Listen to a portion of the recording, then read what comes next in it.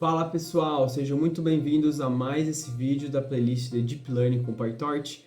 Eu sou o Lucas e nesse vídeo nós vamos treinar o nosso modelo de rede neural convolucional para identificação das nossas imagens. Então, nos vídeos anteriores a gente veio preparando, uma bagagem de redes neurais convolucionais, a gente viu toda a teoria, a gente viu como a rede neural processa camada por camada as imagens, a gente viu as operações que são feitas. No vídeo passado a gente criou o nosso modelo e nesse vídeo nós vamos executar o treinamento da rede neural, beleza? Então se você gosta desse tipo de vídeo, não deixe de se inscrever no canal e deixar o seu like, compartilhe também com seus amigos que gostam desse tipo de conteúdo. E não se esqueça que no link da descrição tem o meu e-book de detecção de faces com visão computacional. Por apenas R$19,90 você pode adquirir esse e-book e começar seus projetos na área de visão computacional com essas 3 explicações, inclusive uma delas utiliza redes neurais convolucionais. É um e-book bem completo para você poder acessar e desenvolver seus projetos. Link na descrição. Então, bora pro vídeo.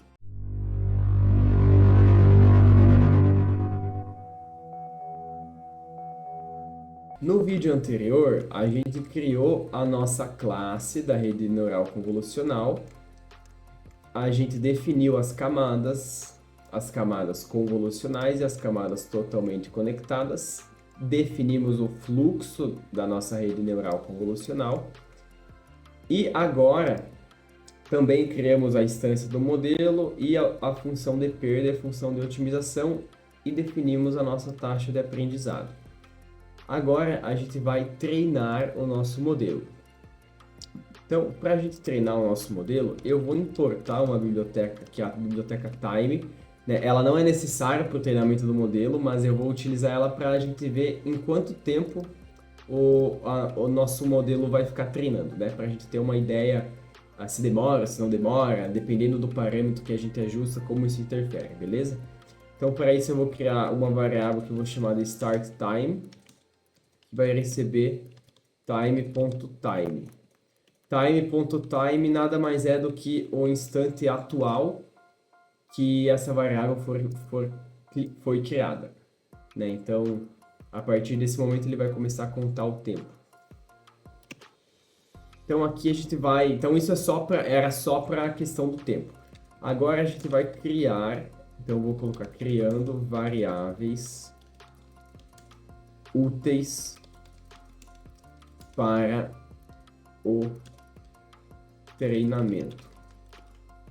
A nossa primeira variável são as épocas.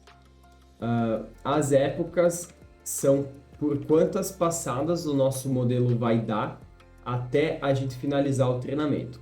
Então são várias imagens, a gente vai passar essas imagens durante várias épocas, o modelo vai calcular a função de perda, vai calcular, vai validar essas imagens, e assim por diante. Nesse caso, vamos fazer por 5 épocas, mas é um número que a gente pode definir, a gente pode colocar mais épocas. Como é um dataset relativamente pequeno e as resoluções são pequenas, 5 épocas é suficiente, tá? E a gente vai ter mais algumas listas aqui. Train losses. A gente vai ter test losses.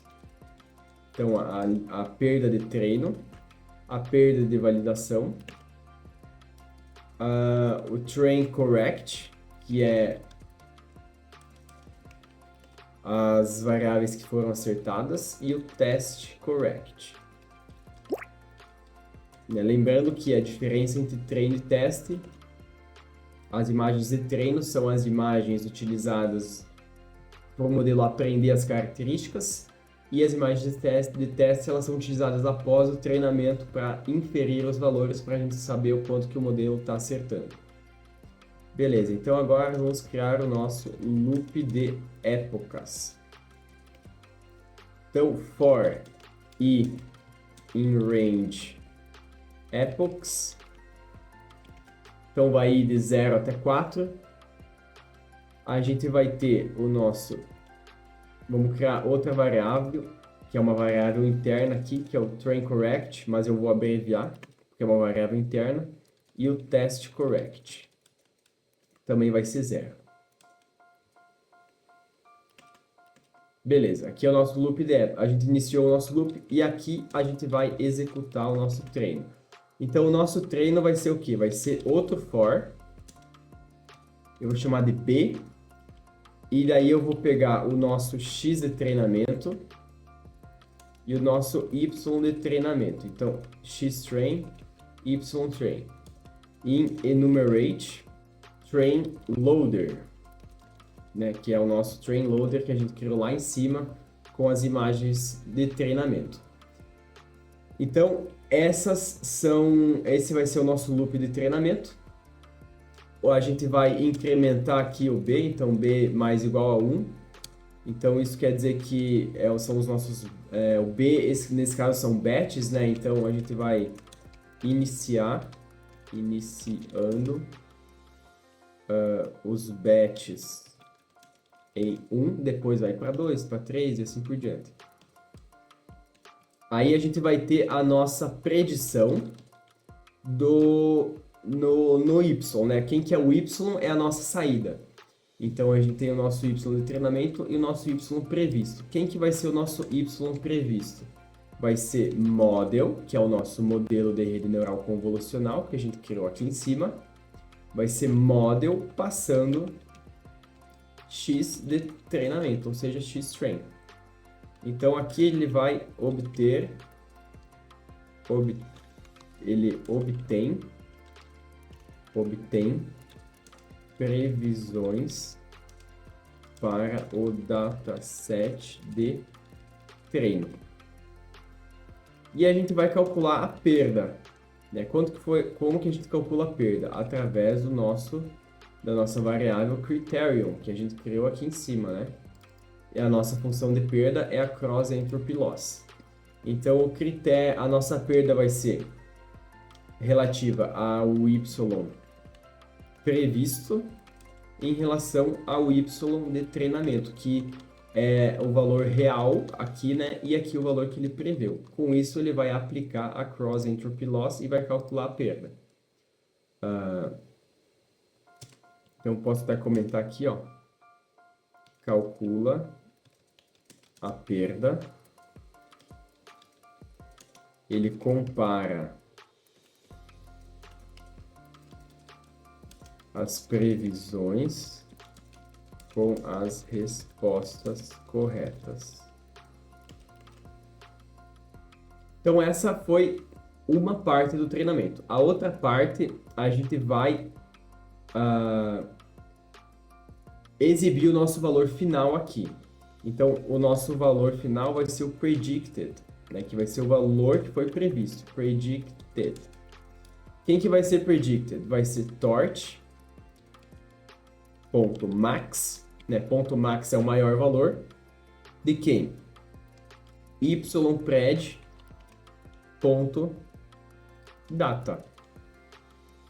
né? Esse é o nosso ypred, então vai ser um vetor, mais especificamente um tensor com 10 valores. Esses 10 valores são as probabilidades da nossa entrada ser um determinado número, né, através da função log softmax. E a gente vai prever qual o valor previsto vai ser o maior valor dentro desse tensor. Beleza? Por fim, aqui a gente vai passar o valor 1 e 1 no final. Isso quer dizer que a gente vai estar incrementando o número de previsões corretas. Aí a gente vai ver quantos acertos a gente teve nesse batch. Então, batch correct vai ser predicted igual ao y de treinamento, ou seja, a y minúsculo, né, vale ressaltar, ponto soma. Ou seja, quantas previsões o nosso modelo fez iguais ao y de treinamento, né, ao valor correto, a gente vai somar para um batch específico. Então, aqui a gente vai ter quantos acertos temos nesse batch específico. 1 para true e 0 para false. E a gente vai somar aqui na nossa variável trainCorrect o valor de batchCorrect. Né? Isso aqui quer dizer para a gente acompanhar enquanto treinamos. Né? A gente vai somar essa variável para dizer para cada batch, e a gente vai somar essa variável para cada batch, ou seja, no batch seguinte a gente vai armazenar nela o valor anterior e até o final do treinamento a gente vai ter quantas previsões foram feitas corretamente. Então, aqui a gente tem mais uma etapa do treinamento, que é a atualização dos parâmetros. Então, atualizando parâmetros. Isso depois que ele já executou, que ele já fez a previsão, né? Para isso, eu vou pegar o meu otimizador, optimizer.zeroGrad, para mim atualizar os pesos, loss.backward,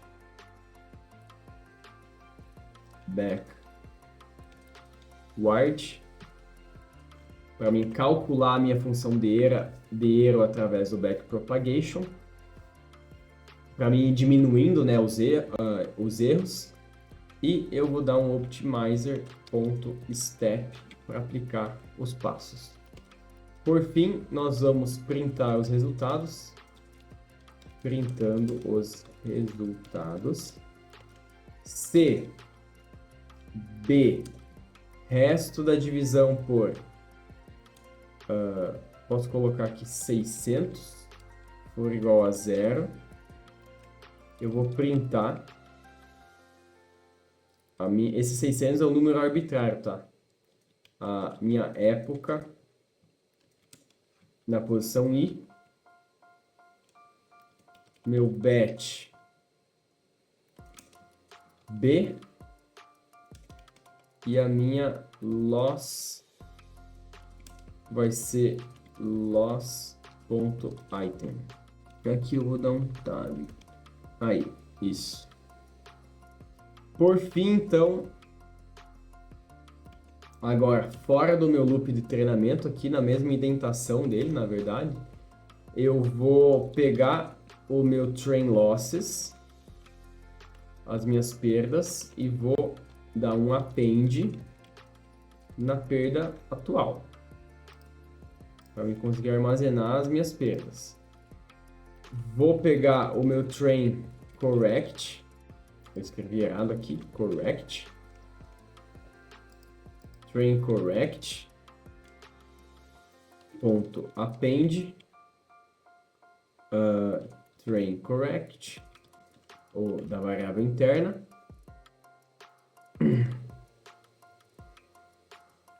por fim, então, eu vou fazer o teste. E para mim testar, então, eu vou carregar o meu modelo agora sem gradiente. Então, torch.noGrad, grad.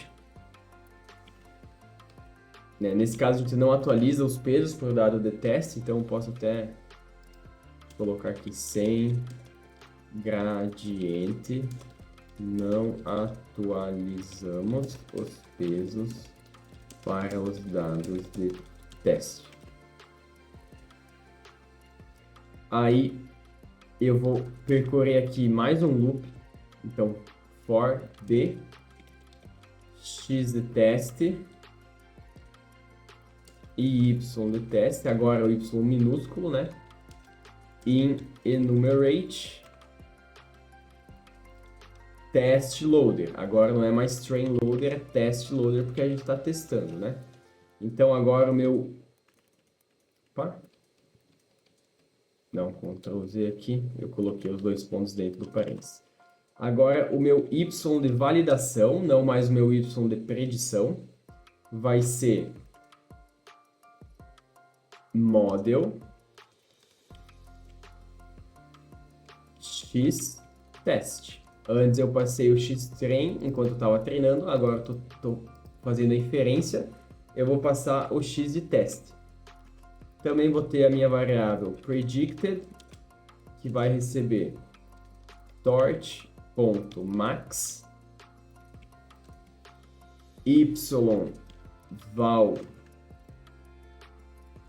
val.data, ao invés de ser pred vai ser val. Também vou passar